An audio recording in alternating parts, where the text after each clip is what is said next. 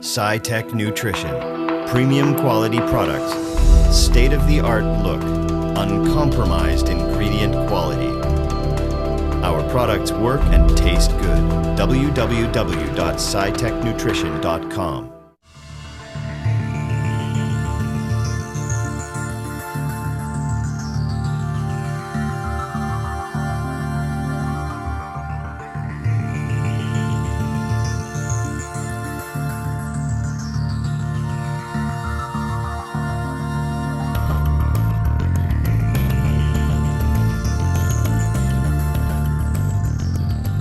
Welcome back to Live with RXMuscle's Iron Road to the Olympia, brought to you by SciTech Nutrition. Visit scitechnutrition.com. I'm Dave Palumbo, and right now I am in the studio with our guest of the evening, the IFBB Tampa Pro Men's Open Champion, my good friend and client, Akim Williams. How you doing, Dave? How do you like that title?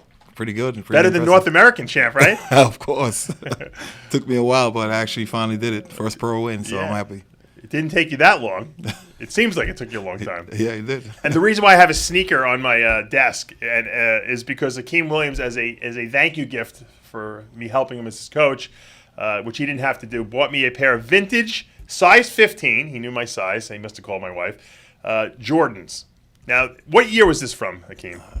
If I believe, I think this was one of the originals. It's one of the first ones. I think this is like from my high school years. Yeah, exactly. My dad would never let me buy these. They were too expensive. He also got me a beautiful watch. What is this, an Invictus? Invictus, yeah. Unbelievable. I love the color of it.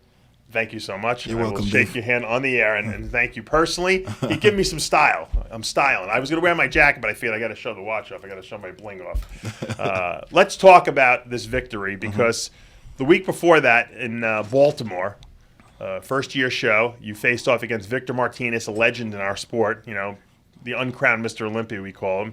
Arnold Classic champion. Went out to Kuwait to train with the Camel crew out there at Oxygen Gym. Coming in here with a lot of momentum.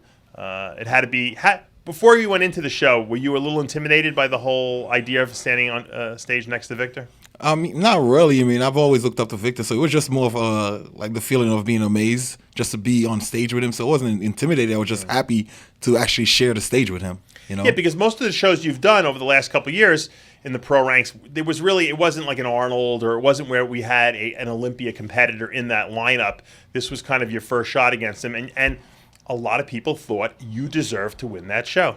What was the feedback you received? Well, I mean, I don't like to talk much about that, but a lot of people felt like I should have won the show based on a few different shots. They felt like I won the shots from the back. The side chest shot was pretty impressive too. So just to be called out in that mix and being compared to a great bodybuilder such as Victor Martinez is just awesome. And it's tough because you're not used to being posed up on stage for a very long period of time, and they held you guys up there for quite a long time, put you through the poses because it was that close. Yeah. Did you find that were you saying to yourself as you're up there, man, I should have practiced my posing a little more? I know I was yelling at you. It was hard, man. It was hard because we got to understand. I mean, I don't know if anybody followed me this year in terms of the shows that we did. We did Chicago, where I came in really big. I was like about 275 maybe. And then from that, we came into sixth place, and I spoke to you right after the show, and you're just like, you know what, let's make some drastic changes. And we did. We dropped pretty much almost 30 pounds to get down to the Baltimore show. And well, not 30 pounds from Chicago, but yeah. 30 pounds total. Exactly. And it was a little. I suffered a lot for that show because I felt like my strength suffered. Baltimore for prejudging, I was a little bit like depleted and stuff like that. We didn't want to really carb up that much, but I stayed focused, and my motivation was, believe it or not, while I was up there posing, I was just like looking at the check, and I was just like, if I win this show, I could pay off my car. Well, I didn't realize it until you told me today that the first prize was $30,000. Yeah, it was almost $30,000. I think I didn't know that. I was wondering why you wanted to do that show. Yeah. And for second place, you got 15? 14, yeah. 14 grand. That's pretty. Now I know how he got my sneakers. But that That's a very nice prize. You don't usually see that, and I think a lot of people probably didn't realize the prize money was so high for that show. Yeah, I was actually shocked in terms of not in terms of the competitors, but in terms of the turnout for the show. Right. I feel like it was a high quality show. It was run really well, and you look in the audience, and there was not a lot of people that actually showed up. Well, one of the problems with that show was it was well run, and I know Robin Chang was there running it, and he runs the Olympia, so he ran it like a real top-notch show. The problem is that when you don't have an amateur show there, a lot of times you don't get the crowds you want, and Baltimore is not like the thriving bodybuilding metropolis either, so I don't think enough people knew about the show, and hopefully, from what you tell me, they're going to be holding it again there next year. Yeah, I spoke to the promoter at Tampa Pro, and he said he definitely wants me back there next year. So okay, good. So hopefully there'll be a little bit more hype behind the show, and they'll turn that more into promotion and stuff like that. And it's good because you can drive there. Yeah, so exactly. It's that was nice. a great part. I had a great road trip with Fabi and his wife and my girlfriend. I see Fabian's in the audience there. Yeah, we had a great road trip together. So Fabian if you want to be motivated to get on stage, just drive 5 hours with him in a car. And you'll want to conquer the world when you're done.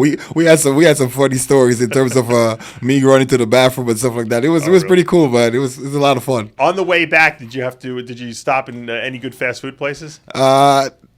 We had a little bit of Popeyes. I'm not gonna lie to you. Yeah, I think. Look, you're not talking. I've been around the block a few times. I knew you were going to eat after the show. Hopefully, I was hoping you were going to eat on the way down there. No. I didn't eat on the way down, but when we were coming back, I wanted something to eat, and I couldn't find anything, so I decided to settle for some Popeyes. Because what's your favorite of Popeyes? What would you get like there? I like the chicken breast is pretty good. Yeah, they're good. Yeah, the white meat. Yeah. Is it better than Kentucky Fried Chicken? To a certain extent, I think so. It's a little bit more juicy. It's juicier. Okay. Yeah. All right. I have to try. Johnny and I will have to make a road. We'll have to do an eating contest at Popeye's Chicken to make sure that we like it. Let's talk about the game plan after Baltimore. You and I sat down and we said, look, we think you should. I said to you, I think you think you should do Tampa. I felt that it was an opportunity to, number one, win a show, and number two, get qualified for the Olympia automatically without having to worry about points or anything like that. Yeah. Now, obviously, we knew John De La Rosa was coming in from also, he's out in Kuwait. There was going to be some bigger names. Alexis Rolone was going to be in that lineup. But I felt that you had more than enough mass and shape and structure to hang with these guys. How tough is it after you do two shows to have to like regroup and then say, all right, you know what, I'm going to book my flight the last minute and go down and do another show? It was hard, man. It was hard to stay focused. But I know we bought a really good package at Baltimore, and I said, like, if we stay on this diet and we diet the way we did for Baltimore, we could only come in better. So, I listened to what you said. I listened to what you told me 100%, and I proved that in Tampa. We actually came in a lot better, a lot harder from behind, even though my back is, but the glutes, the hamstrings, everything was a lot tighter. Right. Now, shows, I always tell people, shows are won by, muscularity, symmetry, conditioning, presentation. Some people felt that you didn't deserve to win that show. I wasn't one of them. And I'm very critical. If I thought you didn't deserve it, I would say. Some people felt that Alexis had better conditioning, which I will say he did have better conditioning than you, but I don't think he had you beat in muscularity, and he didn't have you beat in structure. I don't think he had better condition than me. I'm sorry. I mean, I was at the show. I saw the videos from the show. And most of the people that saying that is people that they look at pictures.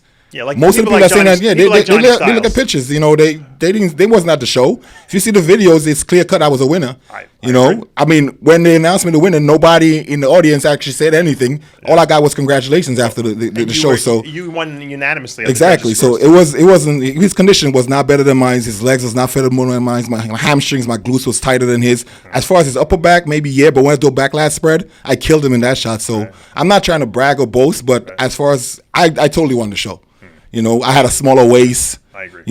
I told Johnny it was a Puerto Rican thing. They were trying to the Puerto Ricans are ganging up on poor Akim Williams, who finally deserves to win his first pro show. I mean, hats off to Alexis Rolone. He really pushed me. It was definitely a great battle between me and him, especially in the first call out when they had both of us. They sent both of us back. I know it was going to come down between me and him, and then they had the second call out.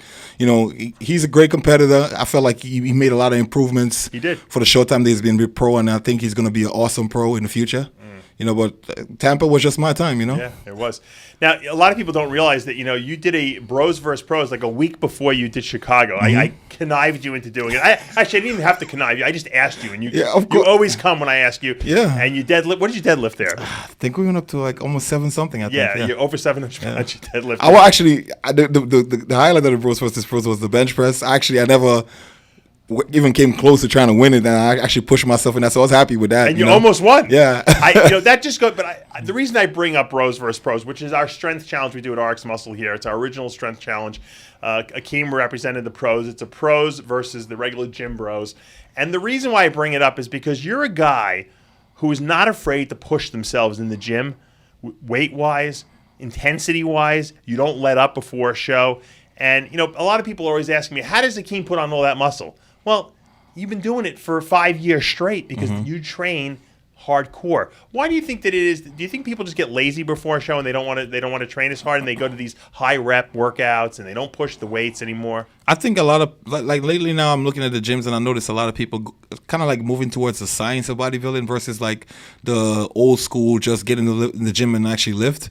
So most people would try to focus on dieting instead of like really training hard, or like focus on how many macros you take in or what your fat's like and all this other stuff. And that don't really build muscle. Yeah, you need it to fuel the muscle, but at the end of the day, getting onto the weights and actually pushing yourself and pushing your body is just going to make the science of bodybuilding help you more. Of course, the supplements, exactly. the food is important. But if you don't train, then you're not going to have any muscle to have to even talk about whether I'm going to win or lose the show. Exactly. Now, something pretty cool happened to you while you were out at the show in Tampa. The Arnold Classic people contacted you, and they asked you if you would like to do the Arnold Asia, which is going to be taking place in Hong Kong this coming weekend, right? Mm-hmm. Or a week from this weekend, I should say. Was that a great honor for you to get a call from the Arnold people and obviously them taking notice of you and inviting you and offering to fly you out and put you up? It was, man. It's definitely. I was actually shocked, especially getting an invite and then they paid for everything. So I felt like, hey, I got nothing to lose, man. Right. Going to Olympia, Arnold, I don't have anything to lose, Right. I have everything to gain, nothing to lose. So might as well just get on the flight and do it. Well, I told you that too, and I think it's a good move because I think it's important that you get stage experience on big stages, and there's a lot of prize money at stake. And like I said, I think it's good for you to get exposed to other populations in the world. I mean, who gets a chance to go to Hong Kong? Exactly. And if you can go to Bros vs. Pros, you go to Hong Kong. You got to go to Fish Street. My favorite place in Hong Kong is Fish Street, and people always say, "Oh, what do they have? Great seafood there?" I'm like, "No, it's aquarium fishes, and it's a whole huge city block where one store after the other of all aquarium fish that you can buy. It's just they're in bags. It's all over the place. You got to go visit Fish Street, take some pictures for me because that was my favorite place in Hong Kong when I went there. And it's a short trip too. I'm leaving on the 17th. I'm coming back on the 21st, so it's not gonna really affect anything that much. As soon as I get back, we just drop the hammer for the Olympia and get ready for Olympia. So watch a lot of movies on the plane.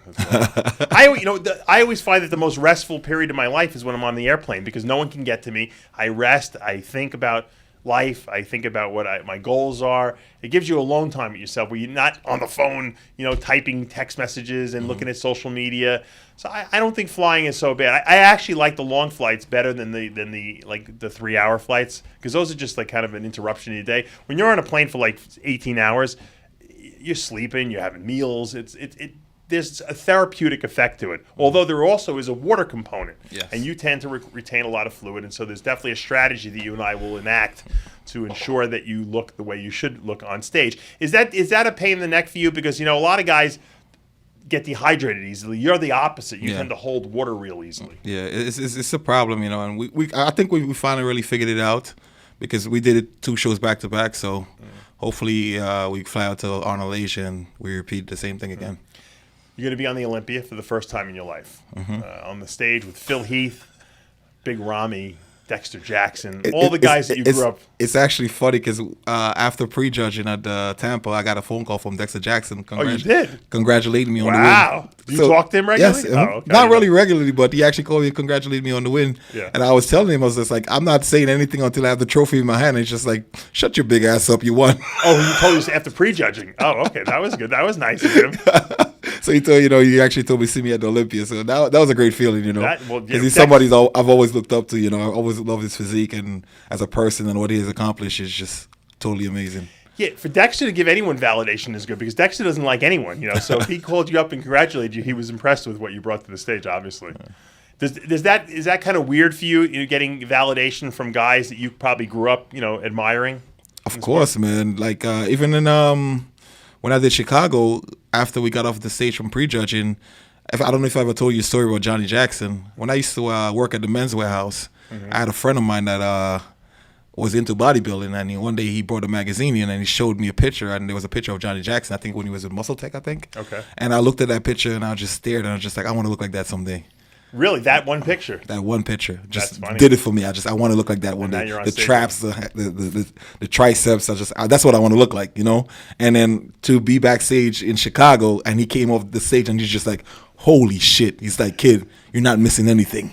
Really? Yeah. So just to hear that from him was just like. Very nice. Well, it seems like you're getting a lot of validation from the guys that you compete with, which is always nice too. It's funny. People don't realize that people think that the bodybuilders don't get along with each other. At the show, everyone's fine with each other. It's before the show that people are nervous and they might have social media stuff. But pretty much, I've always found that everyone got along at the shows, with the exception of a few pain in the asses. We definitely do. Even after the show, me and Alexis, we had a great conversation in Cheesecake Factory. Congratulating each other and stuff like that. There was no problems between me. It was just great to just be on stage and do battle with him. I think personally, I'm the type of person that win, lose, or draw, I'm not going to change who I am. I'm still going to be your friend. I'm still going to shake your hand and say congratulations. It doesn't matter. They don't change who I am as a person. And I think as a bodybuilder, you need that type of camaraderie in the sport in a sense. Because without it, you just have like a whole bunch of rivals, and it just makes the sport not fun at all. Well, I'm gonna close up shop now for a second, but I want you to give us a little roll up those sleeves. Give us a little bicep pose here for the fans. These are the most legitimate 23-inch arms I've ever seen, and they look like they're bigger than 23 inches. I got to be honest with you. The striations in the microphone's in the way. Lift them up higher. Get that microphone out of the way. Move that arm forward. Pull the flex wheeler trick. You got to cheat that arm forward. There you go. Look at that bicep. If that's not a great way to end this show, I don't know what it is. Akim, best of luck. Out at the Arnold Asia, obviously I'll be texting with you probably nonstop. Make sure you extend your plan. Your AT&T I hope we get Wi-Fi out there. You do, but you got to call and get the international plan. Otherwise, I won't be able to contact you. But got news for you. Hong Kong is way better than Spain. Johnny and I, when we go to Spain for the Arnold Europe, there you can't.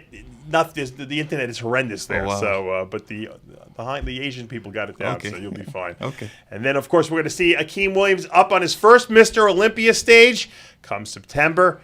For now, though, we are out of time for another episode of Live with RXMuscle's Iron Road to the Olympia, brought to you by SciTech Nutrition. Visit SciTechNutrition.com. I'm Dave Palumbo, and we'll see you next time.